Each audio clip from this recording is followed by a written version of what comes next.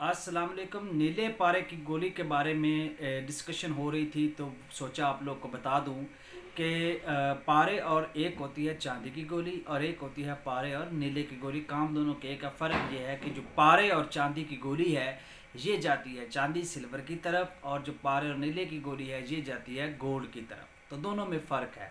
अब एक बंदे ने इसको फायर प्रूफ कर लिया, कायम कर लिया, वो कोई भी हो सकता है। अब इसको आपने आगे तेज़ाबी करना है, मतलब जब वो तेज़ाब में फेंकना है तो तेज़ाब उसको नीचे गिराए, तो वो अब क्या होता है, एसिड प्रूफ हो जाता है, वो आपका वैलिड है, मकबूल बाज़ार होता है। अब जब कायम होगा तो ये एसिड प्रूफ करना ये ज़रूरी है। तो इसके लिए आपको भाई दो छोर बनाने पड़ेंगे, या नुशादर का छोर बनाना पड़ेगा, या आपको नीले का छोर बनाना पड़ेगा, या तांबे का छोर बनाना पड़ेगा।